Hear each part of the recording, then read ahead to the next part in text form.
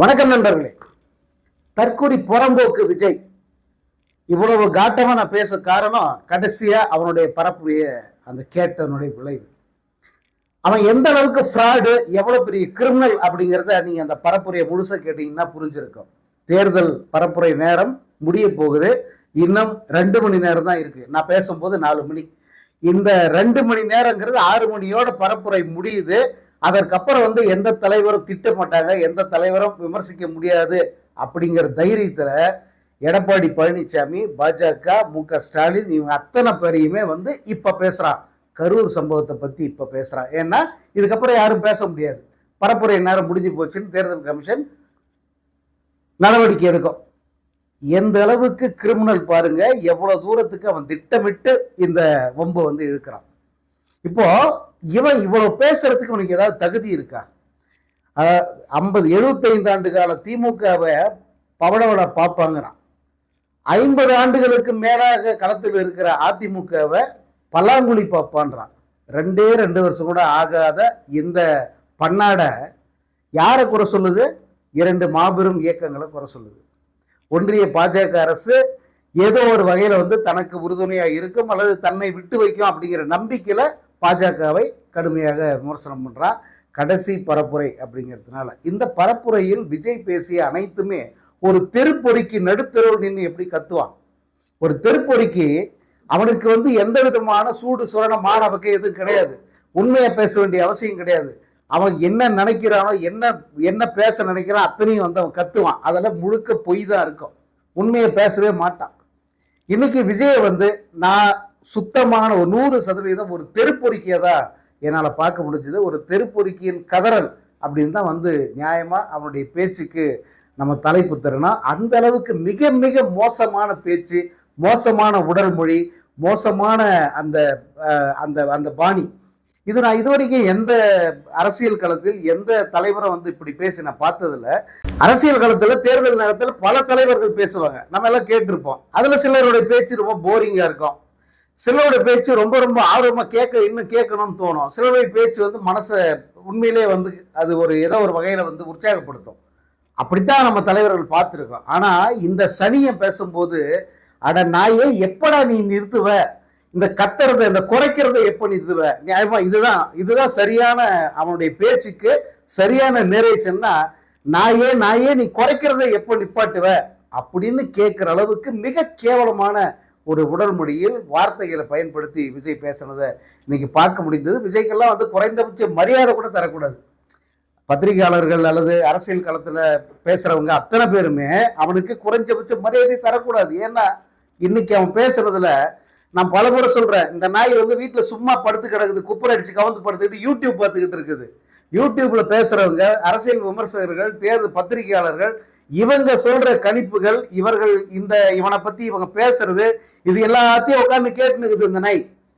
இன்னைக்கு அதுக்கெல்லாம் திரும்ப பதில் சொல்லுது. ஒவ்வொரு பேச்சிலுமே இவனை பத்தி மீடியாவில் யார் என்ன பேசுறாங்க அவங்களுக்கு பதில் சொல்றது. தேர்தல் கணிப்புகள் வருது, எல்லா கணிப்புகள்லையுமே இந்த முட்டாள், இந்த அடி முட்டாள் கேவலமா தோப்பான் அப்படின்னு தான் எல்லா கணிப்புகளும் வருது. உண்மையில சரியாக கணித்தவர்கள் இவனுக்கு ஒரு தொகுதி கூட கிடையாது அப்படின்னு சொல்றாங்க. நான் பலமுறை சொல்லியிருக்கேன், இவனுக்கு 0ல 1க்குள்ளதான் இவனுக்கு போட்டி அப்படின்னு நான் பலமுறை சொல்லியிருக்கேன். வெளியில எல்லார்கிட்டையுமே நான் அதை தான் சொல்லிட்டு இருக்கேன். அதுதான் கலர் நிலவரம். இத பல பேர் இதை எடுத்து சொல்றாங்க. பல மூத்த பத்திரிகையாளர்கள் பல தேர்தல்களை பார்த்து இந்த பண்ணாடமன் இன்னைக்குதான் அவன் தேர்தல்னா என்னன்னு பாக்குறான். ஒரு தேர்தலில் ஓட்டு போட்டா இந்த தேர்தலை நிக்குது நாய். ஆனா பத்திரிகையாளர்கள் 10 தேர்தலை பார்த்தவங்க இருக்காங்க.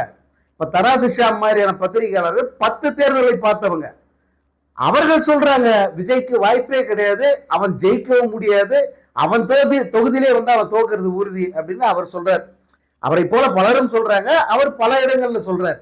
இது எல்லாத்தையும் கேட்கிறான். கேட்டுட்டு அவங்களுக்கு பதில் சொல்றான். கணிப்பாளர்கள், திணிப்பாளர்களா கருத்து கணிக்கிறாங்களே அவர்களை எல்லாம் திட்டுறான். ஏண்டா நீ காசு கொடுத்து கருத்து கணிப்புன்ற பேர்ல ஒரு 9 கணிப்பு வெளியிட்டிய, அன்னைக்கு உனக்கு தெரியலையா? அதெல்லாம் அதுல எல்லாம் விஜய் ஜெயிச்சிருவான், விஜய்க்கெல்லாம் ஓட்டு போட்டுருவாங்கன்னு வந்தவொடனே உனக்கு குஷி ஆயிடுச்சா? உனக்கு 40 வயசுலடா, சிந்திக்க தெரிஞ்சு எவனுமே ஓட்டு போட மாட்டான். அவன் 25 வயசுல இருந்தாலும் அவனுக்கு யோசிக்க தெரிந்தால் நீ எவ்வளவு பெரிய ஃப்ராடு, சினிமாவில் நீ எவ்வளவு ஃப்ராடுத்தனம் பண்ண, அரசியல்ல நீ சொல்றது அத்தனையும் பொய். நீ கொடுத்த வாக்குறுதியில ஒண்ணு கூட வந்து யாராலுமே நிறைவேற்ற முடியாது. இது எல்லாத்தையும் உணர்ந்தவனா இருந்தா நிச்சயமாக உனக்கு ஓட்டு போட மாட்டான். 18 வயசு பூர்த்தியை ஓட்டு போட போறான்னா அவன் கூட உனக்கு ஓட்டு போட மாட்டான். 40 வயசுக்கு மேல இருக்கிறவங்க 40 வயசுக்கு மேல இருக்கிறவங்க கிட்ட ஒரு கருத்து கணிப்போட எடுக்கல.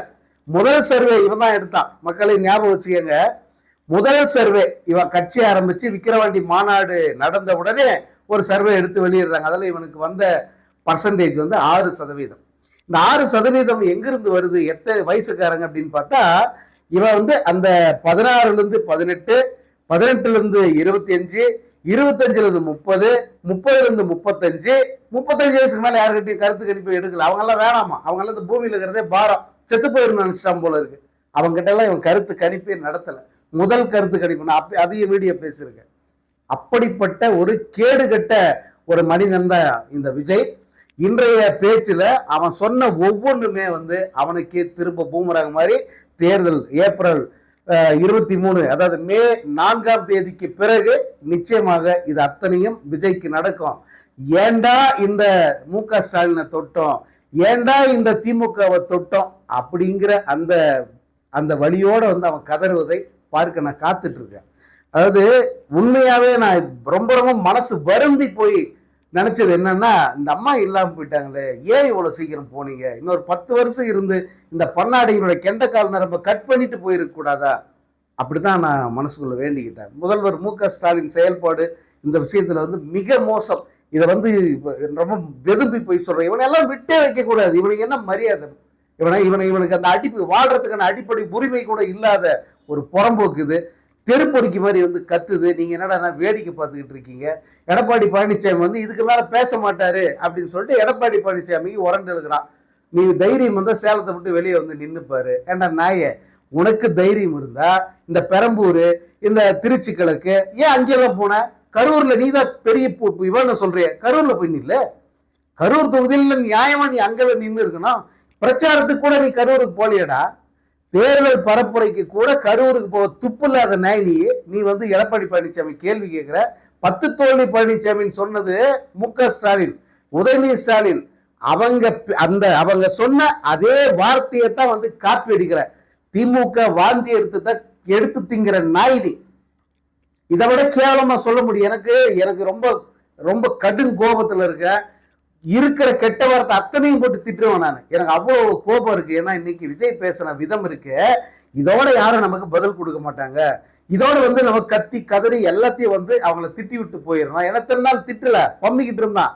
யாராவது பதில் கொடுப்பாங்க, பதிலடி கொடுத்தா அது ரொம்ப கேவலமா போயிடும், நம்மளை கிழிச்சு தொங்க விட்டுருவாங்க, அம்மனமா முடிவிட்டு தெருவில் ஓட விட்டுருவாங்க. அதனால வந்து நம்ம அடக்கி வாசிப்போம் அப்படின்னு அடக்கி வாசி இத்தனை நாள் போன எல்லா இடத்துலயும் வந்து பேச துப்பு இல்லாம வந்து ஊர்வலம் போற, சாலை வளம் போறேன்னு சொல்லிட்டு ரோடு ஷோ பண்ணிட்டு இன்னைக்கு கடைசி நேரத்துல எல்லாரு மேலேயும் வந்து குற்றம் சாட்டிட்டு இவன் ஏதோ பெரிய புனிதர். ஏண்டா நாயே, கரூர்ல செத்தது யாரால அப்படின்னு திரும்ப நீ எஸ்டாப்ளிஷ் பண்ண வர? செந்தில் பாலாஜி எதுக்கு இருக்கிற? செந்தில் பாலாஜி இதுக்கு என்ன சம்பந்தம்? நீ இவ்வளவு பேசுற நாய், உங்ககிட்ட ஆதாரம் இருந்தா அந்த ஆதாரத்தில் நீ ரிலீஸ் பண்ணோம். கரூர்ல செத்ததுக்கு காரணம் திமுக அரசு தான். கரூர்ல 42 பேர் செத்ததுக்கார செந்தில் பாலாஜி தான். என் மேல பழி போட்டாங்க அப்படின்னு சொல்றியா? உனக்கு தைரியம் இருந்தா எந்த ஆதாரம் இருக்கு எடுத்துக்காட்டு. சிபிஐ கூட ஆதாரம் கொடுத்திருக்காங்களா? சிபிஐ நீ 3 வாட்டி போய் அங்க போய் மண்டி போட்டிய, நீ என்ன எதுக்கு மண்டி போட்டேன்னு சொல்ல பார்ப்போம். அங்க போய் என்ன விசாரிச்சாங்க, நீ என்ன பதில் சொல்லு பார்ப்போம்.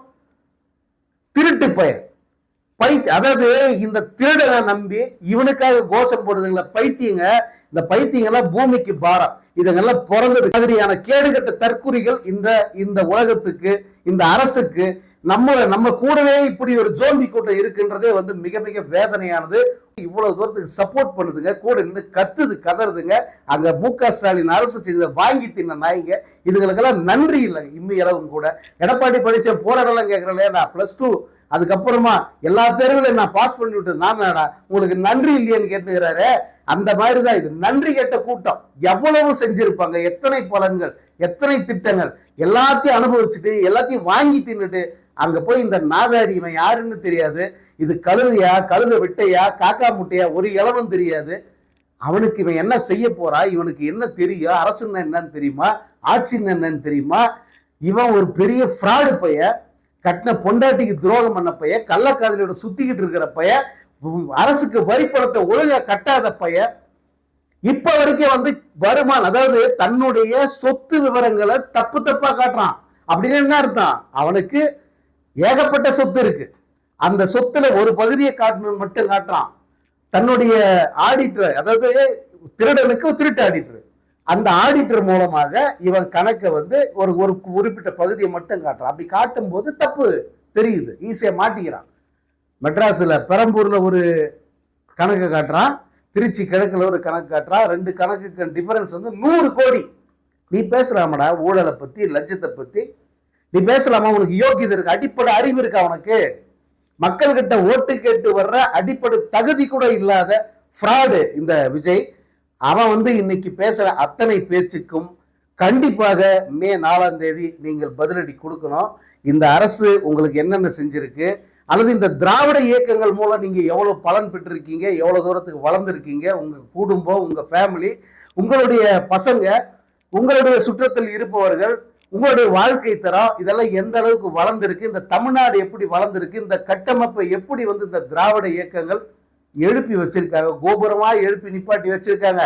அந்த கோபுர கலசத்துல உட்காந்து எச்சப்படுது இந்த காக்கா. கவனமா இருங்க. இந்த மாதிரி நாதாரிகளை இந்த பேச்சை நம்பி நீங்க போடுற ஒவ்வொரு ஓட்டம் ஒரு குற்றம் செய்வதற்கு சமம்.